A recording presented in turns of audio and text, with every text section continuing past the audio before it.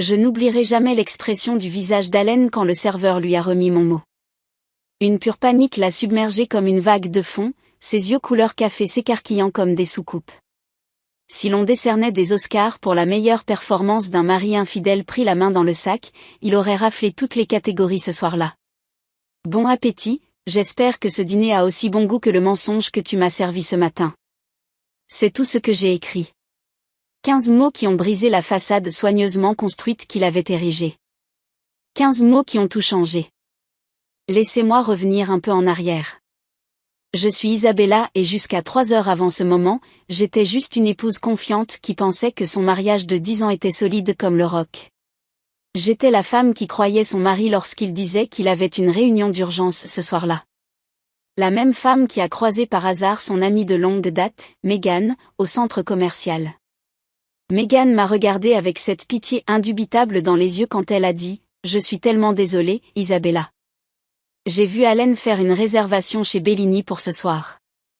Il n'était pas seul. Je me souviens être restée là, figée, comme si on venait de m'annoncer que la gravité n'existait plus. Les sacs de course me semblaient soudainement trop lourds, mon monde s'est incliné. « Tu es sûr que c'était lui ?» ai-je demandé, bien que je connaissais déjà la réponse. Megan n'inventerait pas une chose pareille. Absolument certaine. Je ne voulais pas être celle qui te l'annonce, mais je ne pouvais pas te laisser dans l'ignorance. J'ai conduit jusqu'à la maison dans un état second, mon esprit passant en revue les derniers mois, les soirées tardives, les voyages d'affaires soudains, la nouvelle eau de Cologne, le mot de passe sur son téléphone qui n'y était pas auparavant. Des signes classiques que j'avais ignorés parce que je ne pouvais pas supporter l'alternative. J'ai appelé Bellini, prenant ma voix la plus douce, « Bonjour, je voudrais confirmer la réservation de mon mari pour ce soir, Allen Matthews. » « Oui, Madame Matthews, une table pour 2 à 20 heures. » « Souhaitez-vous ajouter des demandes particulières ? » ?»« Une table pour 2. » La confirmation m'a frappé comme un coup de poing dans l'estomac. « Non, c'est tout, merci. » J'ai raccroché et j'ai regardé mon reflet dans le miroir du couloir, reconnaissant à peine la femme qui me fixait. Elle avait l'air vide, trahie, mais sous la douleur, j'ai vu autre chose émerger, la détermination. J'ai passé l'après-midi dans un étrange état de détachement. J'ai pris une douche. J'ai choisi ma tenue avec soin, une robe noire qu'il n'avait jamais vue, élégante mais sobre. J'ai fait mon maquillage impeccablement. Si j'allais confronter mon mari et sa maîtresse, je n'allais pas avoir l'air d'avoir pleuré, même si à l'intérieur, j'étais brisée. Je suis arrivée chez Bellini à 19h45 et j'ai demandé une table avec vue sur tout le restaurant. Le maître d'hôtel m'a placée à un endroit parfait. Je pouvais voir tout le monde, mais à moins que quelqu'un ne me cherche spécifiquement, je restais relativement cachée derrière une colonne décorative. À 20h03 précise, Allen est entré. Mon mari depuis 10 ans, l'homme qui m'avait embrassé ce matin-là en me promettant de rentrer tôt, redressait nerveusement sa cravate. Puis elle est apparue à ses côtés. J'ai senti l'air quitter mes poumons. Elle était belle, grande, blonde, probablement au début de la trentaine. Elle portait une robe rouge qui moulait toutes ses courbes et la main d'Allen reposait sur le bas de son dos dans un geste d'intimité familière qui m'a retourné l'estomac. Je ne l'avais jamais vue auparavant, mais à leur aisance l'un avec l'autre, ce n'était clairement pas leur premier dîner ensemble. Ils ont été conduits à une table de l'autre côté du restaurant, baignés dans la lumière des bougies. Je les ai regardés commander des boissons, leurs têtes proches l'une de l'autre, riant à des blagues privées. Allen a tendu la main par-dessus la table pour prendre la sienne, la portant à ses lèvres dans un geste qu'il me réservait autrefois. Le bracelet de tennis en diamant à son poignet a capté la lumière, un bracelet qui ressemblait étrangement à celui qui manquait sur notre relevé de carte de crédit conjoint le mois dernier. La dépense professionnelle qu'il avait expliquée si facilement. Chaque cellule de mon corps voulait se précipiter là-bas, renverser leur table et créer la scène que cette trahison méritait. Mais quelque chose de plus profond, de plus froid, a pris le dessus. J'ai fait signe à mon serveur. « Voyez-vous ce couple là-bas ? L'homme en costume bleu ?» Le serveur a hoché la tête discrètement. « J'aimerais que vous lui remettiez un mot. Juste à lui. Et si possible, j'aimerais observer sa réaction. » Le serveur, Dieu le bénisse, a semblé comprendre immédiatement.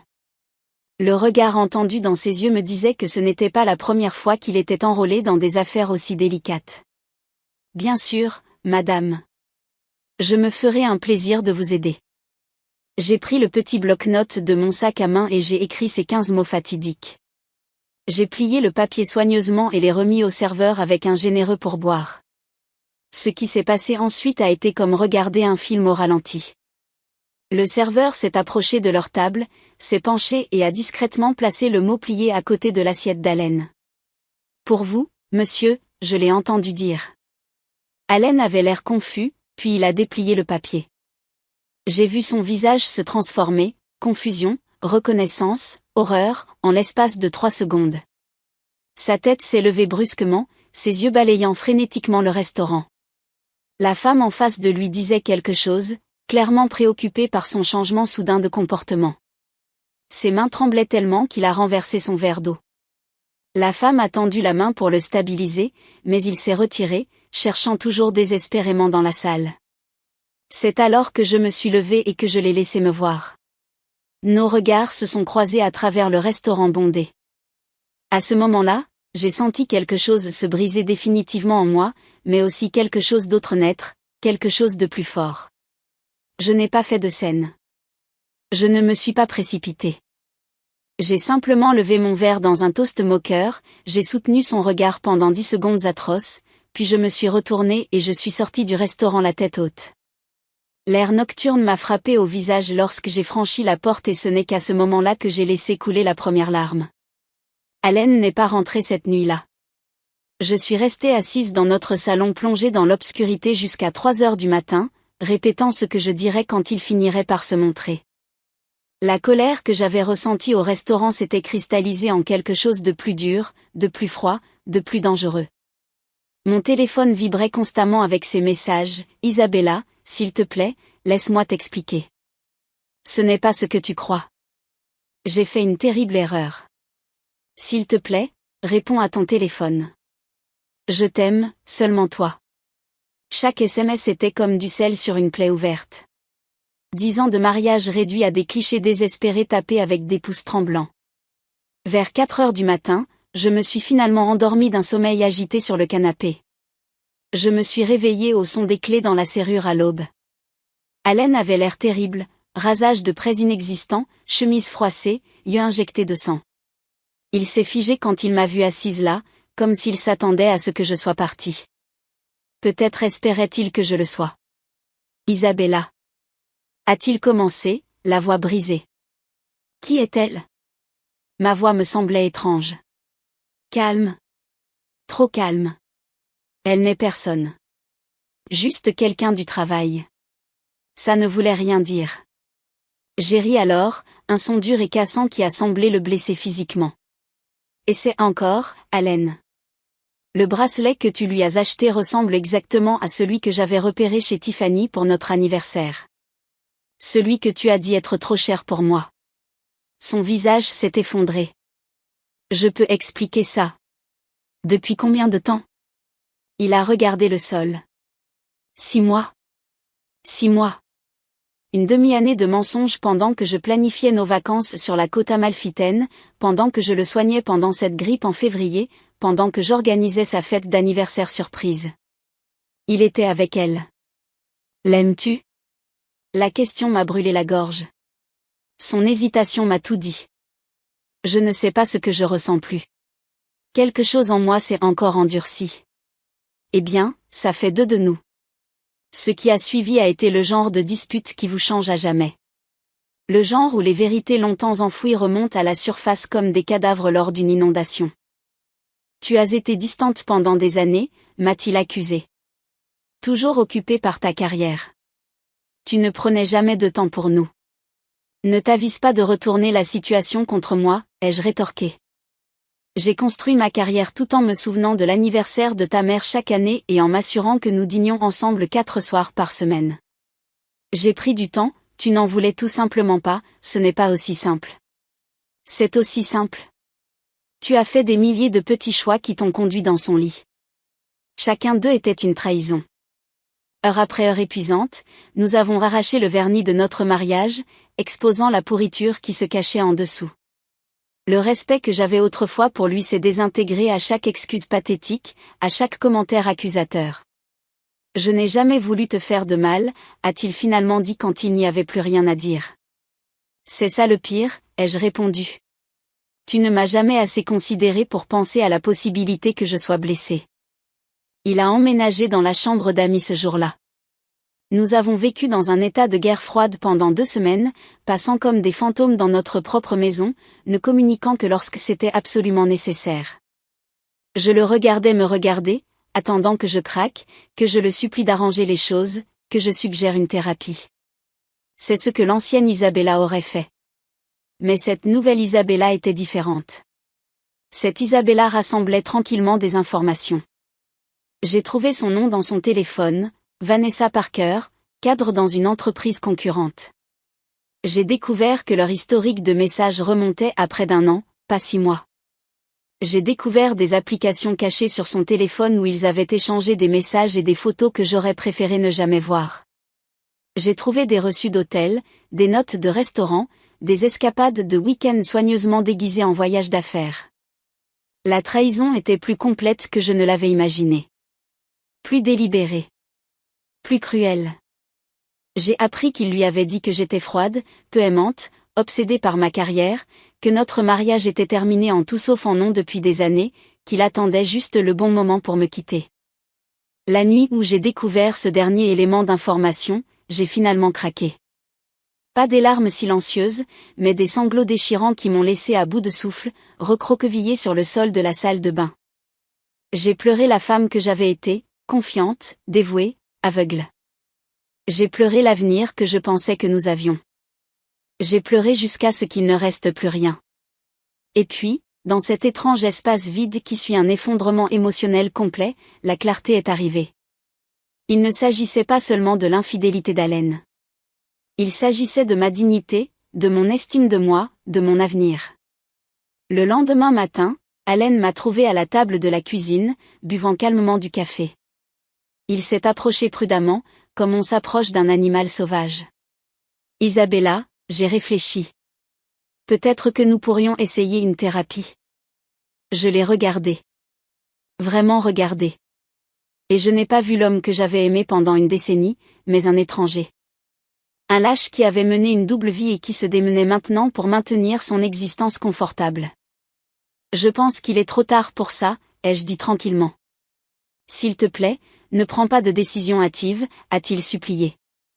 J'ai rompu avec Vanessa. Complètement. Je veux que ça marche avec toi. J'ai presque eu pitié de lui à ce moment-là. Presque. Dis-moi quelque chose, Allen. As-tu rompu avec elle parce que tu as réalisé que tu m'aimais ou parce que tu as peur de perdre la moitié de tout ce que tu possèdes? Son hésitation a été ma réponse. C'est ce que je pensais. Je me suis levée, emmenant ma tasse de café à l'évier. Au fait, elle a appelé à la maison hier soir. Apparemment, elle n'est pas aussi convaincue que toi que les choses sont terminées. La couleur s'est drainée de son visage. Quoi? Quand? Qu'est-ce qu'elle a dit? Oh, nous avons eu une conversation assez éclairante, ai-je répondu en savourant la panique dans ses yeux. Elle semble penser que vous aviez une sorte d'avenir prévu. Drôle, puisque tu viens de me dire que tu as rompu. Isabella, elle ment. Épargne-moi ça. J'ai levé la main. Tu sais ce qui est intéressant? Elle ne savait pas que j'existais. Pas vraiment. Tu lui as dit que nous étions séparés, vivant des vies séparées sous le même toit, attendant le bon moment pour demander le divorce. Il s'est affaissé sur une chaise, la tête dans les mains. Je peux expliquer. Tu as assez expliqué. Je me suis dirigée vers la porte, attrapant mon sac à main. Je sors. Ne m'attends pas, en fermant la porte derrière moi, j'ai entendu le bruit de quelque chose se briser contre le mur.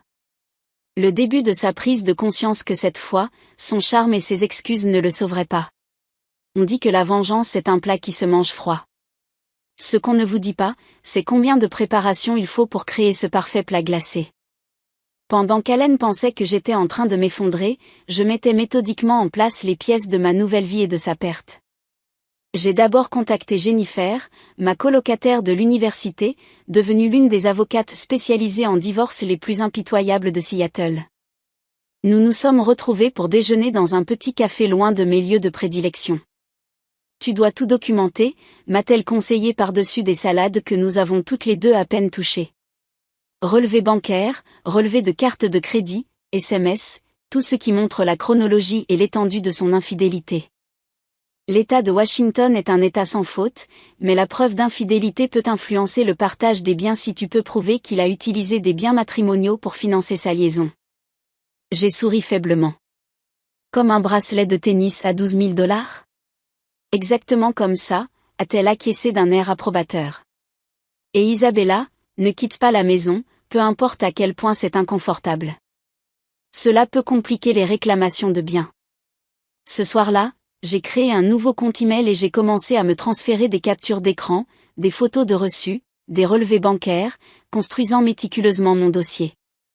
Chaque nuit, après qu'Allen se soit endormie, je me glissais dans son bureau à domicile et photographiais des documents, téléchargeais des relevés, copiais des fichiers. J'ai découvert des comptes offshore dont je n'avais jamais eu connaissance, des investissements réalisés à mon insu, un schéma de tromperie financière qui allait de pair avec sa trahison émotionnelle. Mais la découverte la plus importante est survenue 3 semaines après l'incident du restaurant. En cherchant dans de vieux documents fiscaux dans notre débarras, j'ai trouvé un dossier intitulé « Acquisition Méridian, privé ». À l'intérieur se trouvait une série de documents décrivant le plan d'Allen pour orchestrer une prise de contrôle hostile d'une petite entreprise, Meridian Technology, en utilisant des informations privilégiées obtenues grâce à sa relation avec Vanessa, qui travaillait pour la société mère de Meridian. Je me suis assise sur mes talons, le cœur battant. Ce n'était pas seulement de l'infidélité. Il s'agissait d'espionnage industriel, d'une activité potentiellement illégale qui pourrait détruire non seulement son mariage, mais aussi sa carrière et sa réputation. J'ai soigneusement photographié chaque page, puis j'ai remis le dossier exactement comme je l'avais trouvé. Le lendemain, j'ai appelé mon frère Michael, qui travaillait pour la SEC. J'ai besoin d'un conseil juridique hypothétique, ai-je dit lorsqu'il a répondu. Ce sont mes conversations préférées avec les membres de ma famille, a-t-il répondu d'un ton sec. Vas-y, j'ai décrit la situation sans nommer de nom, décrivant les documents que j'avais trouvés. La voix de Michael est devenue sérieuse. Isabella, si ce que tu décris est exact, cette personne pourrait faire face à de graves accusations de fraude boursière. La SEC prend ce genre de délit d'initié extrêmement au sérieux. De quel genre de sanctions parlons-nous? Amende substantielle, accusation criminelle potentielle selon l'étendue, fin de carrière définitive dans la finance, peine d'emprisonnement possible. Il a marqué une pause. Pourquoi poses-tu ces questions hypothétiques très spécifiques? Juste des recherches pour un roman que j'envisage d'écrire, ai-je menti sans hésiter. Merci pour ton éclairage. Forte de ces nouvelles informations, j'ai commencé à élaborer un plan en 3 volets. Premièrement, la protection financière. J'ai tranquillement transféré la moitié de nos économies communes sur un nouveau compte à mon nom uniquement, un montant que je pouvais légalement justifier comme étant ma part des biens matrimoniaux.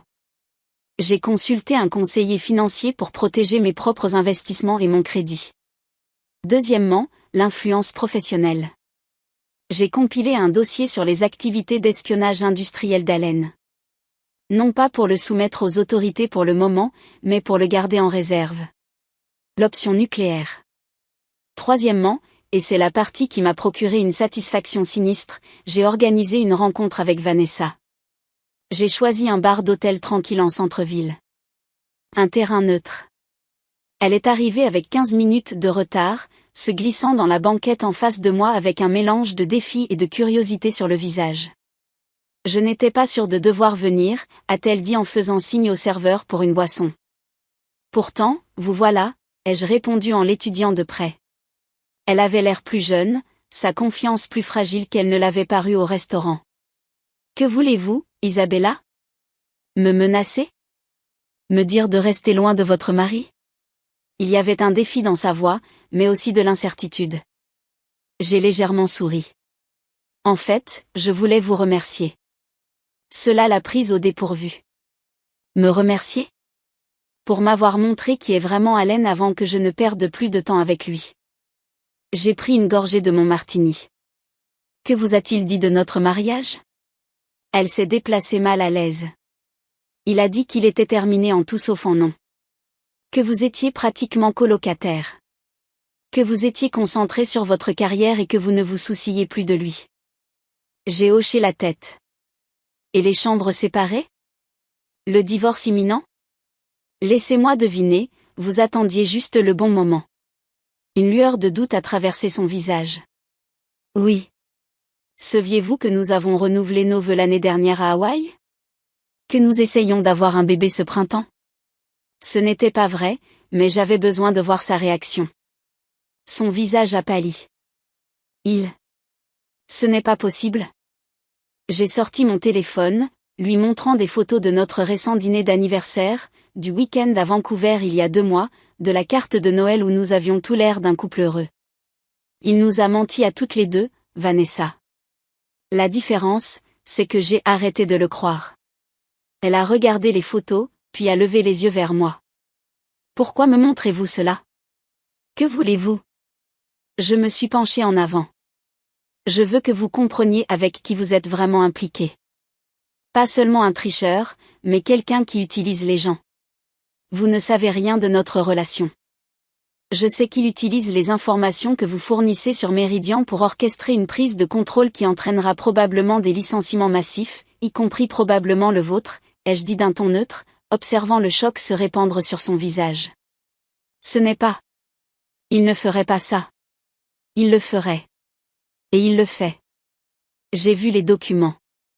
J'ai pris une autre gorgée de ma boisson. Je ne suis pas ici pour me battre avec vous pour Allen. Vous pouvez la voir. Bien que je soupçonne qu'il vous laissera tomber aussi une fois qu'il aura obtenu ce qu'il veut. Je suis ici parce que les femmes devraient se prévenir les unes les autres des prédateurs. Sa main tremblait lorsqu'elle a attrapé son verre de vin. J'ai besoin de réfléchir. C'est beaucoup à digérer. Prenez tout le temps dont vous avez besoin. J'ai posé une carte de visite sur la table entre nous. Mon numéro personnel est au dos. Appelez-moi quand vous serez prête à en parler davantage. Alors que je me levais pour partir, elle a levé les yeux vers moi, la confusion et la colère se disputant dans son expression. Pourquoi m'aideriez-vous? J'ai réfléchi un instant. Parce qu'Allen nous a fait du mal à toutes les deux. Et parce que je crois au karma. En sortant de ce bar, j'ai ressenti un étrange sentiment de pouvoir revenir. Non pas la colère désespérée de la trahison, mais quelque chose de plus stable, de plus résolu. Cette nuit-là, j'ai dormi profondément pour la première fois depuis des semaines.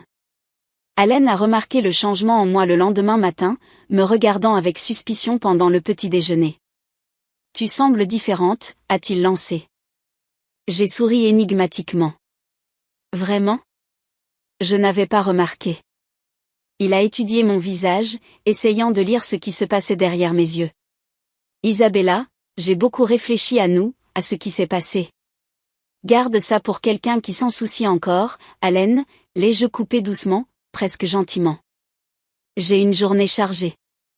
En sortant, j'ai aperçu mon reflet dans le miroir du couloir. Épaule droite, tête haute, une lueur de détermination dans les yeux. La femme qui me regardait n'était plus brisée. Elle était prête. 3 jours plus tard, mon téléphone a sonné avec un numéro inconnu. Quand j'ai répondu, la voix de Vanessa est venue, calme mais résolue. « Je suis prête à parler », a-t-elle dit. « Et j'ai quelque chose que vous devriez voir. » Les pièces de mon plan se mettaient en place, une par une. Je devais juste être patiente encore un peu. La réunion trimestrielle du conseil d'administration de Matthews Financial Advisors était prévue pour 10 heures un mardi pluvieux de septembre. Allen avait fondé l'entreprise 12 ans auparavant, la faisant passer d'une petite exploitation à l'une des sociétés de gestion de patrimoine les plus respectées de Seattle. Cette réunion particulière devait présenter sa présentation sur l'acquisition de Meridian. Le couronnement de sa carrière. Je le savais parce qu'Allen avait travaillé obsessionnellement sur la présentation pendant des semaines, murmurant souvent pour lui-même à propos de « conclure l'affaire » et de « moment décisif pour sa carrière ». Il n'avait aucune idée que j'étais au courant de ce qu'il planifiait ou que j'avais préparé ma propre surprise. Ma rencontre avec Vanessa 2 jours plus tôt avait été éclairante. Après notre conversation initiale au bar de l'hôtel, elle avait mené sa propre enquête et découvert qu'Allen l'utilisait exactement comme je l'avais suggéré. Pire, elle avait trouvé des preuves qu'il manipulait les actions de Meridian par des canaux non officiels, des actions qui franchissaient la ligne de l'immoral à l'illégal. « Je vous ai apporté ça », avait-elle dit en faisant glisser une clé USB sur la table du café. Email, conversation enregistrée, document qu'il m'a demandé d'emprunter à des serveurs sécurisés. J'ai été stupide, Isabella. J'ai cru tout ce qu'il m'a dit. Nous l'avons toutes les deux été, avais-je répondu en empochant la clé. La différence, c'est que nous ne sommes plus stupides. Ce matin-là, alors qu'Allen nouait sa cravate porte-bonheur, celle qu'il portait pour toutes les présentations importantes, je l'ai embrassé sur la joue. Bonne chance aujourd'hui, ai-je dit gentiment. Il avait l'air surpris par le geste, mais satisfait. Merci. Ça signifie beaucoup que tu sois aussi encourageante, compte tenu de tout. Eh bien, c'est un grand jour pour toi, ai-je répondu. Je ne voudrais pas le manquer. La confusion a traversé son visage. Le manquer ? Tu ne participes pas à la réunion du conseil d'administration ? J'ai souri. En fait, si. Ne t'inquiète pas pour venir me chercher, j'ai quelques courses à faire d'abord. Je te rejoindrai là-bas. Avant qu'il ne puisse répondre, je suis sortie, le laissant me regarder avec une inquiétude croissante. À 9h45, je suis entrée au siège social de Matthews Financial dans un tailleur noir qui rayonnait de confiance et d'autorité. La réceptionniste m'a immédiatement reconnue. Madame Matthews. Ça fait longtemps qu'on ne vous a pas vue ici. Merci, Angela. Je crois qu'ils m'attendent dans la salle du conseil. Oui, madame. Dois-je vous y accompagner ? Pas besoin, je me souviens du chemin, alors que je traversais les couloirs familiers, les employés me saluaient avec des sourires surpris. J'avais été une présence régulière dans les premiers temps de l'entreprise, avant qu'Allen ne suggère qu'il était plus professionnel que je reste à l'écart. La salle du conseil était déjà à moitié pleine quand je suis arrivée. Les membres du conseil et les cadres se mêlaient, tasse de café à la main. Allen était au fond, plongé dans une conversation avec l'avocat général de la société.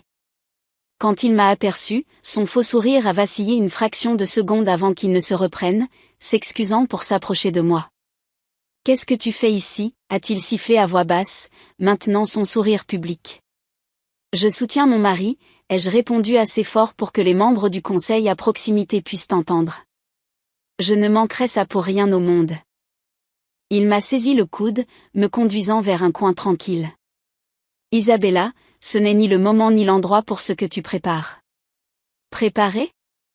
Je suis juste là pour regarder ta grande présentation. Mon sourire n'a pas vacillé. À moins qu'il y ait une raison pour laquelle tu ne veux pas que je sois là.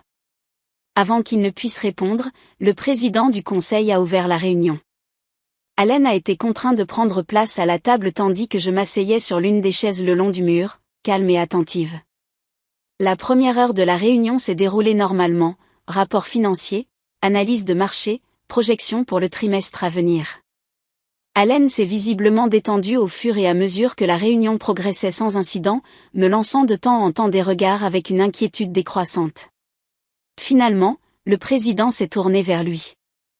Maintenant, je crois qu'Allen a une présentation spéciale concernant une opportunité d'acquisition potentielle.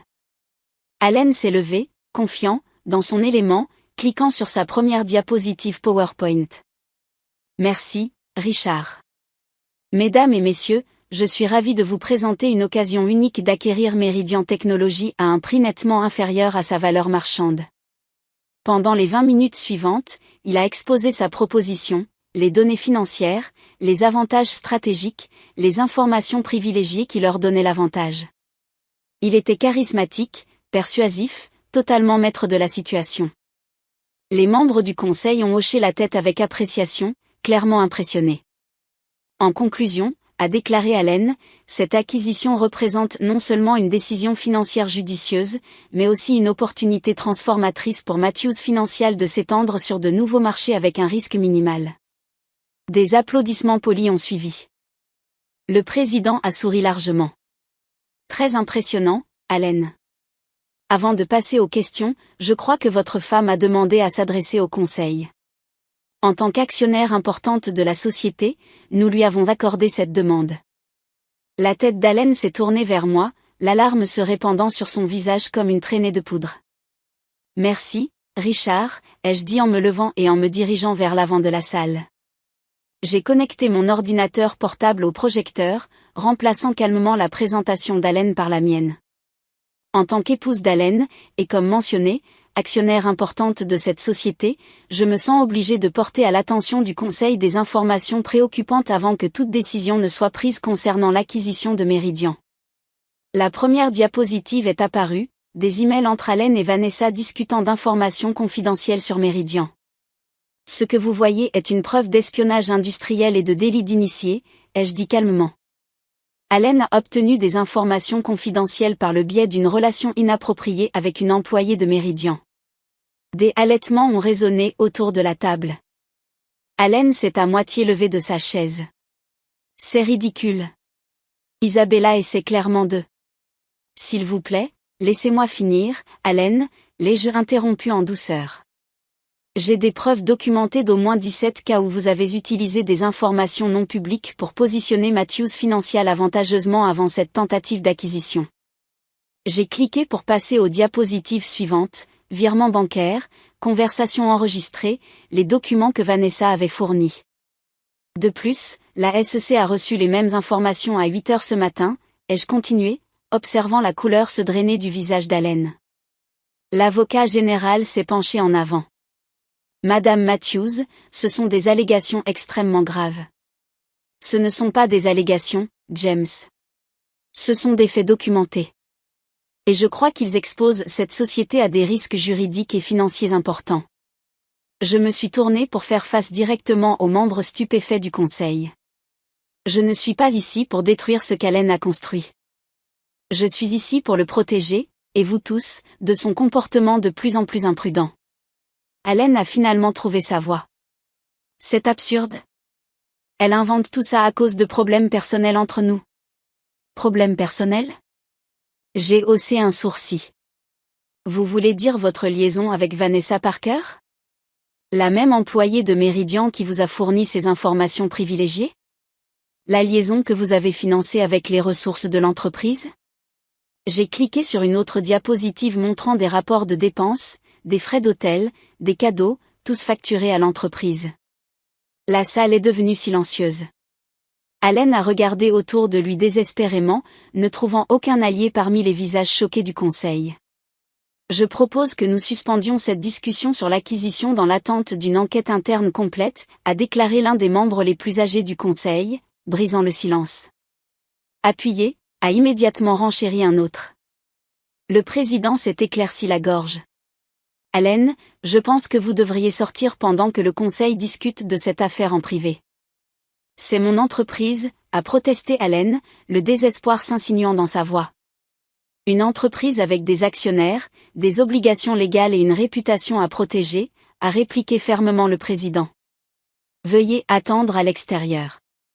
Alors qu'Allen sortait en trombe, me lançant un regard de pure haine, j'ai rassemblé mes affaires calmement. Madame Matthews, m'a appelé l'avocat général alors que je m'apprêtais à partir. Je suppose que vous avez des copies de toute cette documentation ? Je lui ai tendu une enveloppe scellée. Tout est là-dedans, James. Je vous suggère de l'examiner rapidement. La SEC n'attendra pas longtemps. Sortir de cette salle de réunion a été le moment le plus puissant de ma vie. Dans le couloir, Allen attendait, le visage déformé par la rage. Tu as tout détruit, a-t-il sifflé alors que je m'approchais. Était-ce ton plan depuis le début ? De m'humilier ? De me ruiner ? Je me suis arrêtée, le considérant avec un calme que je ressentais sincèrement. Non, Allen. C'était ton plan. Tu as tout détruit au moment où tu as décidé de me mentir, à Vanessa, au conseil, à toi-même. Je me suis juste assurée que tu n'entraînerais pas tout le monde avec toi. Ils ne prouveront jamais rien, a-t-il dit, mais l'incertitude s'était glissée dans sa voix. J'ai légèrement souri. Vanessa a gardé des traces de tout, Allen. De tout. Elle coopère pleinement avec la SEC. C'est fini. Alors que je m'éloignais, il m'a appelé, la voix brisée. Isabella, tu ne peux pas simplement partir. Nous devons parler de ça. Je me suis retournée une dernière fois. Nous avons dépassé le stade des discussions, Allen. Vérifie tes emails. Mon avocat te contactera pour le divorce. Ne rentre pas ce soir. Ni jamais. La pluie avait cessé quand je suis sortie, le soleil perçant à travers les nuages. J'ai pris une profonde inspiration d'air frais, me sentant plus légère que je ne l'avais été depuis des mois. Mon téléphone a vibré avec un SMS de Jennifer, je viens d'avoir des nouvelles de mon contact à la SEC. Ils vont de l'avant avec l'enquête. Tu as réussi. Je me suis glissée dans ma voiture, regardant le bâtiment de l'entreprise où la carrière d'Allen implosait en temps réel.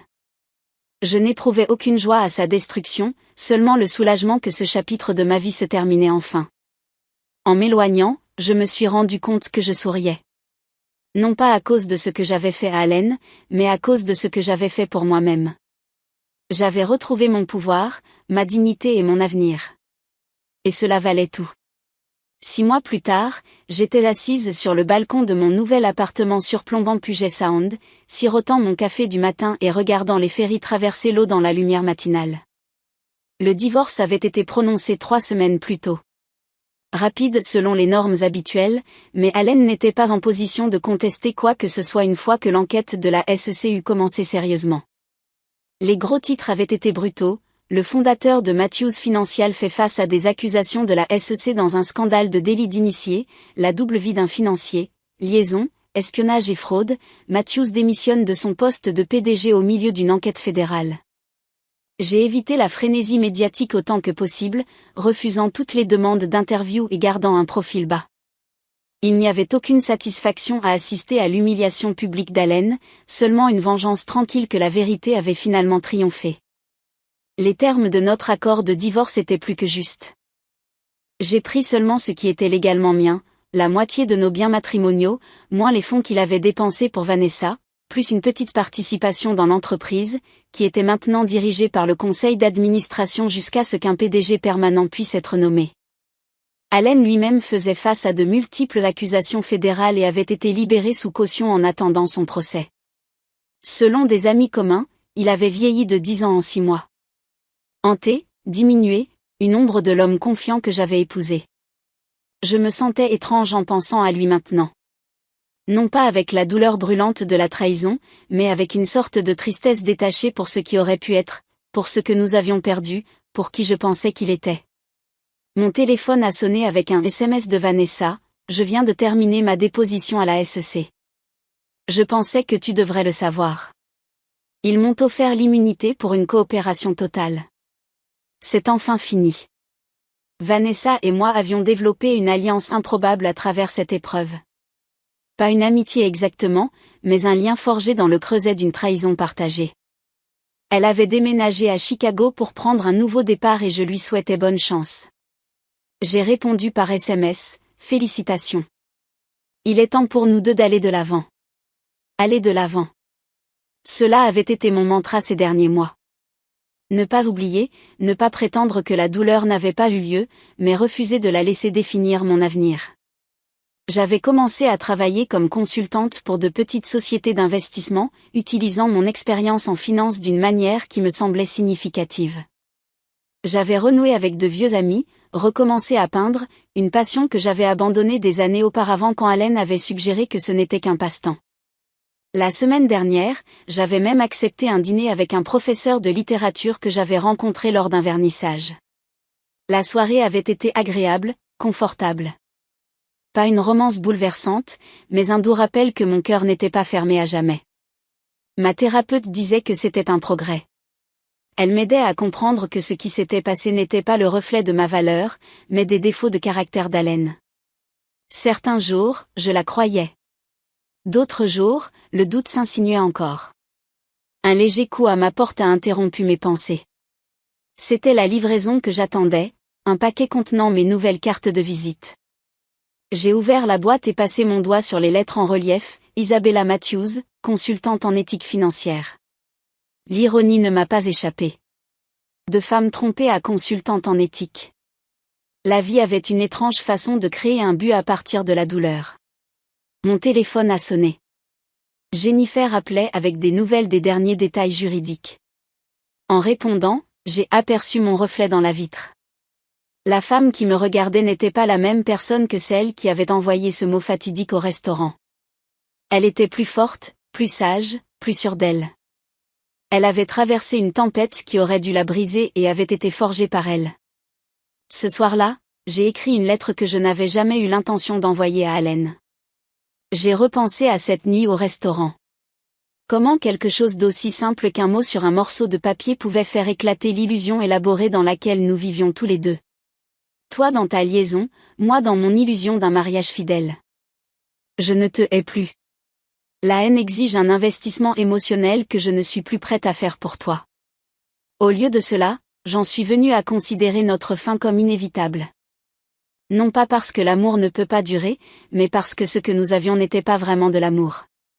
C'était une performance, une transaction, une habitude. Le véritable amour n'exige pas de mensonges. Il ne se cache pas dans des chambres d'hôtel ou des comptes bancaires secrets. Il se tient à la lumière, imparfait mais honnête. J'espère qu'un jour tu trouveras ce genre d'amour. J'espère qu'un jour je le trouverai aussi. Le plus étrange dans tout cela, c'est que je devrais te remercier. Ta trahison m'a forcé à trouver en moi une force que je ne soupçonnais pas. Elle m'a poussé à reconstruire ma vie selon mes propres termes, pas les tiens ou ceux de qui que ce soit d'autre. Alors je suppose que ce que je veux dire, c'est que ce mot que je t'ai envoyé a changé nos vies à jamais. Et malgré tout, je ne le reprendrai pas. Au revoir, Allen. Isabella. J'ai plié la lettre et l'ai placée dans le tiroir de mon bureau. Un dernier acte pour tourner la page. Dehors, les lumières de Seattle scintillaient alors que le crépuscule s'installait sur l'eau. J'ai enroulé une couverture autour de mes épaules et regardé le ciel passer du violet au bleu profond, puis au noir étoilé. Je ne savais pas ce que l'avenir me réservait, mais pour la première fois depuis des années, j'étais vraiment impatiente de le découvrir. La femme qui s'était autrefois définie comme l'épouse d'Allen Matthews avait disparu. À sa place se tenait quelqu'un de nouveau. Quelqu'un qui avait appris que parfois, la chose la plus puissante que l'on puisse faire est simplement de dire la vérité et d'envoyer un mot qui change tout.